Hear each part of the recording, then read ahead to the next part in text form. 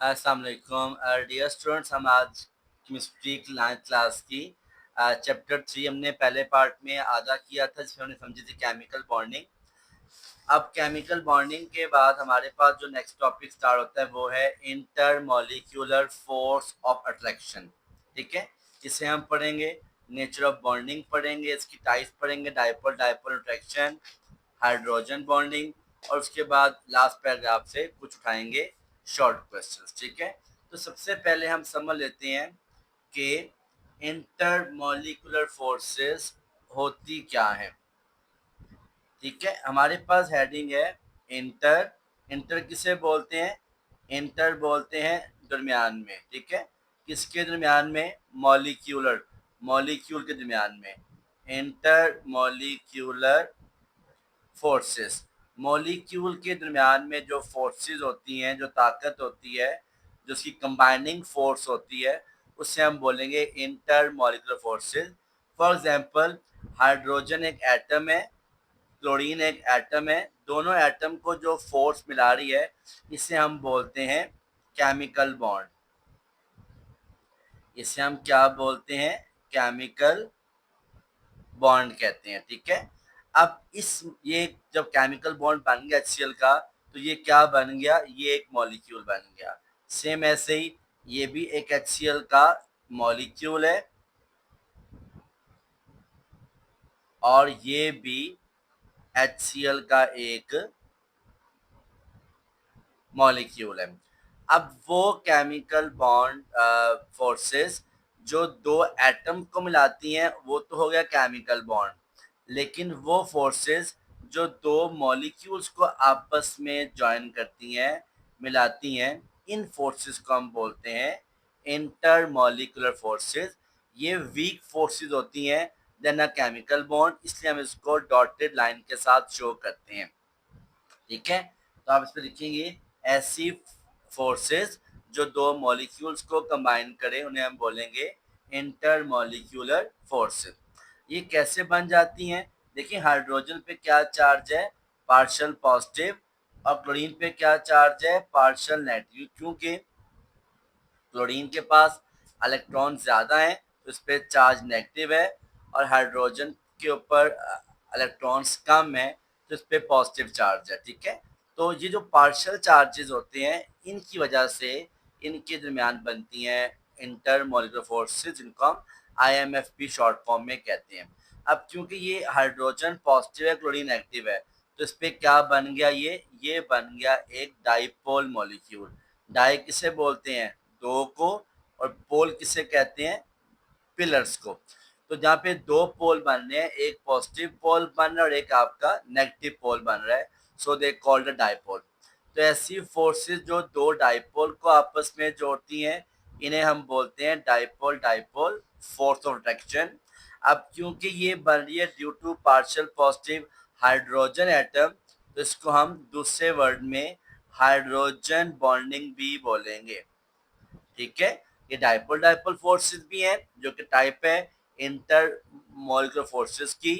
तो अगर इसमें हमारे पास पार्शियल पॉजिटिव हाइड्रोजन होगा, तो फिर इसे बोलेंगे hydrogen bonding.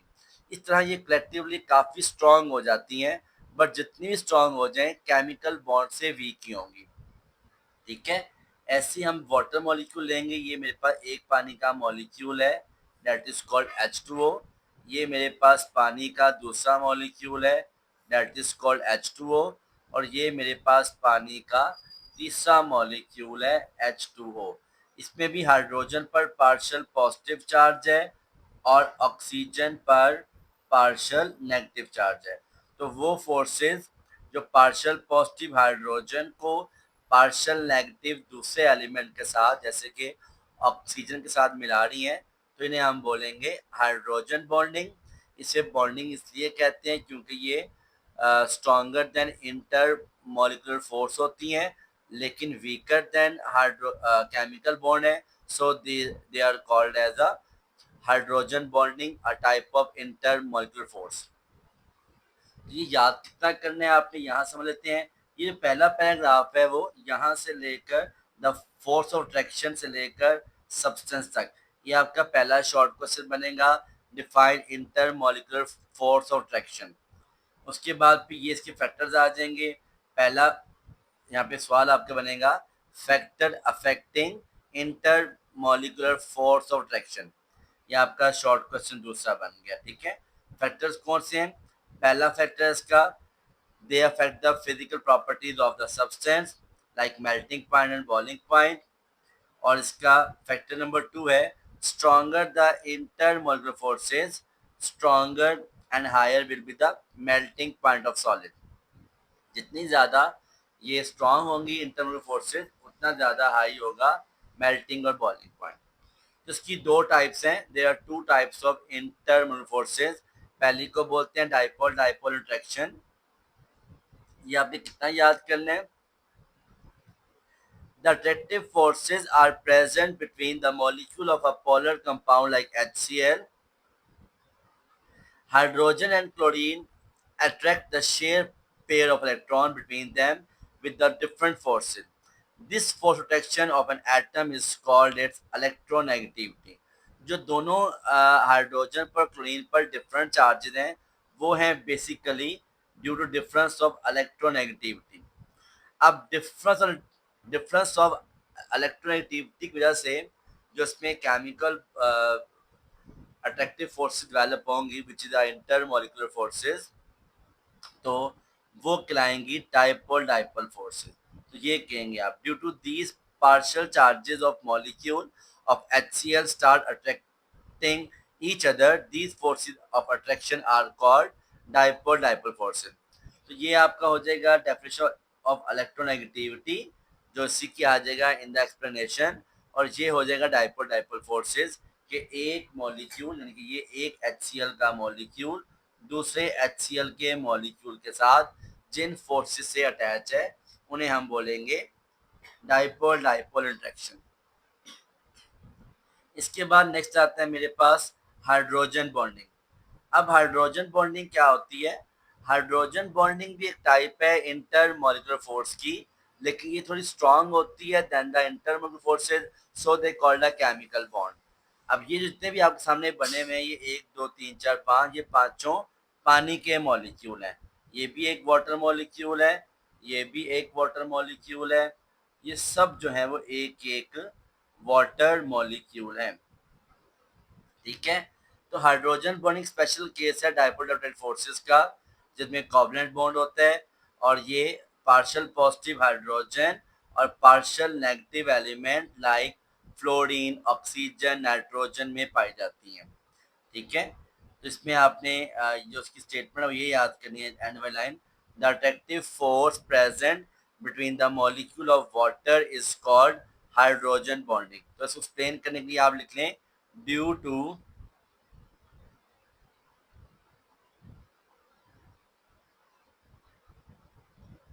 partial positive hydrogen atom and partial negative element। Negative element कोई भी हो सकता है, जैसे कि यहाँ पर एग्जांपल दिया उसने, फ्लोरीन की, ऑक्सीजन की या फिर नाइट्रोजन की। तो ये एग्जांपल में आ जाएगा वाटर मॉलिक्यूल। सा ये फिगर आपने ड्रॉ करनी है, ये वाली फिगर ड्रॉ कर लें या जो ये ड्रॉ मैंने की ये कर लें, दोनों आसान है। ये एग्जांपल हो जाएगी हाइड्रोजन बॉन्डिंग की, और ये एग्जांपल दोनों के लिए कॉमन है, इंटर मॉलिकुलर फोर्सेस के लिए भी, डाइपोल डाइपोल इंट्रैक्शन के लिए भी, and you can add it in the hydrogen bonding क्योंकि इसमें भी पार्शियल पॉजिटिव हाइड्रोजन मौजूद है। नेक्स्ट आगे चलेंगे, nature of bonding and properties. बेटा आयनिक कंपाउंड जो है वो बहुत स्टिफ होते हैं, हार्ड होते हैं। ठीक है, तो जो पहला क्वेश्चन में लिखवाया मैंने आपको लिखवाया हुआ है, discuss the crystal formation of ionic compound. ये पहले पैराग्राफ के साथ जो है इसका क्वेश्चन बनेगा। आयनिक कंपाउंड में ऑपोजिट चार्ज पार्टिकल्स होते हैं, एक पॉजिटिव है एक नेगेटिव है, दोनों के अंदर एक बाकायदा अरेंजमेंट होती है आयनिक कंपाउंड्स के अंदर, आयंस के अंदर। और ये जो अरेंजमेंट होती है इनके अंदर वो बाकायदा डायरेक्शनल होती है, इनकी बॉन्डिंग्स होती हैं, that is called the crystal lattice. अब ये यहाँ पे ब्रिटल क्यों होते हैं, ये टूट क्यों जाते हैं? यहाँ पे आएगा क्वेश्चन आपका why ionic compounds are brittle, यहाँ यहाँ इसका आंसर बनेगा। आयनिक कंपाउंड इसलिए होते हैं ब्रिटल क्योंकि इनके डिफरेंट चार्जेस होते हैं। ये देखो, ये मेरे पास एक पॉजिटिव नेगेटिव एलिमेंट है, ठीक है। बड़े को हम नेगेटिव कहेंगे, छोटे को पॉजिटिव कहेंगे, क्योंकि कैटाइन छोटा होता है, एनाइन बड़ा होता है। यहाँ भी ये हमारे पास कैटाइन है, एनाइन है, और कैटाइन है, एनाइन है, और कैटाइन। अब देखिए ये क्या आपको नजर आ रहा है कि हर कैटाइन के सामने एक एनाइन है, ठीक है। तो ये दोनों जब हमारे पास प्रेशर नीचे गिरेंगे, नीचे गिरने पे क्या होगा, पॉजिटिव चार्ज के सामने आ जाएगा और ये फ्लिप कर जाएगा, रिपेल कर जाएगा, और रिपेल करके टूट जाएगा। So ionic compounds are brittle in nature, ठीक है। इसके बाद है, इसको मैसेज करो 5 मिनट्स वेट। अगला क्वेश्चन हमारे पास है, justify ionic solids are non conductor. Ionic solid जो होते हैं नॉन कंडक्टर, क्योंकि में फ्री आयंस नहीं होते, और लिक्विड फॉर्म में या फिर पानी में हल होकर ये होते हैं कंडक्टर, क्योंकि इनमें फ्री आयंस जो है वो अवेलेबल होते हैं। इस बार यहाँ पे क्वेश्चन आपका आएगा, डिस्प्लेसमेंट रिएक्शन ऑफ कंपाउंड। तो बेटा हमारे पास जब हम किसी भी मीडियम के अंदर दो सॉल्ट ऐड करते हैं, एक हमने ऐड किया सोडियम क्लोराइड, एक किया सिल्वर नाइट्रेट, तो इनमें क्या हो जाएगी, डिस्प्लेसमेंट हो जाएगी, ठीक है। ये मैं आपके सामने यहाँ पर इसको रिप्रेजेंट कर रहा हूँ। ये मेरे पास क्या है, सोडियम क्लोराइड और सिल्वर नाइट्रेट। अब सिल्वर को मिल जाएगा क्लोराइड और ये बनेगा AgCl, और सोडियम को मिल जाएगा नाइट्रेट और बनेगा सोडियम नाइट्रेट, अगर इनकी बॉन्डिंग जो है स्ट्रांग हुई तो। जो नहीं, पुरानी वाली वीक हुई, नहीं बनने वाली स्ट्रांग हुई तो, ठीक है। तो जो ये रिएक्शंस होते हैं हम बोलते हैं डिस्प्लेसमेंट रिएक्शन, ठीक है, जिसमें आयन डिस्प्लेस होते हैं, एक फार्मूला दूसरे फार्मूला को अटैचमेंट हो जाती है। इसके अंदर वो कह रहे हैं कि जो सिल्वर क्लोराइड है उसके बन जाते हैं प्रेसिपिटेट, क्योंकि ये पानी में डिजॉल्व नहीं होता। इसके बाद नेक्स्ट पार्ट में आ जाएंगे, ये आपका पूरा पेज है, इसमें भी क्वेश्चन बने हुए हैं आपके। पहले में आपका क्वेश्चन है डिफाइन डायटोमिक मॉलिक्यूल। दूसरे क्वेश्चन है फ्यूमिंग लिक्विड होता है हमारे पास ब्रोमीन का, वो जल्दी वेपोरेट कर जाता है, लिक्विड फॉर्म में होता है। तीसरा यहाँ पे आ जाएगा यूज ऑफ डायमंड आ जाएगा, ठीक है। यहाँ पे यूज डायमंड के 3 यूज लिखे हुए हैं। पहला यूज डायमंड का लिखा हुआ है कोवलेंटली बॉन्ड होता है, स्ट्रॉन्ग बॉन्ड होता है, रिजिड होते हैं, हार्ड होते हैं, और ये कटिंग पॉलिशिंग और ड्रिलिंग टूल में इस्तेमाल होता है। फिर ये ग्रेफाइट के आगे हमारे पास यूजेस, पहला क्या हेक्सागोनल रिंग है, दूसरा इसमें लेयर स्ट्रक्चर है, ये स्लिप पास्ट है, इनमें लुब्रिकेंट को यूज करते हैं एज इसको हम किसी भी डिवाइस के अंदर। ये 3 लेयर ग्रेफाइट है, इसमें होते हैं मोबाइल इलेक्ट्रॉन्स जो इसको बनाते हैं गुड कंडक्टर, इसलिए उसको हम एज अ इलेक्ट्रोड भी यूज करते हैं इन द इलेक्ट्रोलाइटिक प्रोसेस। फिर आपका आता है बाइनरी कार्बन कंपाउंड कौन से होते हैं, इसमें ये मीथेन, अमोनिया, CO2 गैस, जो 2 एलिमेंट से मिलकर बनते हैं, they are called binary carbon compounds. इनकी प्रॉपर्टीज जो है वो यूनिक होती है, जैसे कि यहाँ पे इनके लो टेम्परेचर बॉइलिंग पॉइंट्स हैं सिवाय पानी के। और लास्ट में आता है मेरे पास acidic nature of covalent molecule. HCl भी एक कोवलेंट मॉलिक्यूल है, ये हाइड्रोजन लूज करते हैं इन वाटर, तो इसकी वजह एसिडिक है। सल्फ्यूरिक एसिड H2SO4 भी एक हमारे पास जो है वो कोवलेंट कंपाउंड है, और ये भी पानी में डिजोल्व होकर हाइड्रोजन प्रोड्यूस करता है, तो ये भी हमारे पास एसिडिक कंपाउंड। इस पेज में आपके 4-5 क्वेश्चन बने। पहला diatomic molecule, use of diamond, use of graphite, binary covalent compounds, और acidic nature of covalent molecule. फिर MCQs आप मार्क कर लेंगे। पहले का आंसर मेटालिक बॉन्डिंग है, दूसरे का आंसर कार्बन है।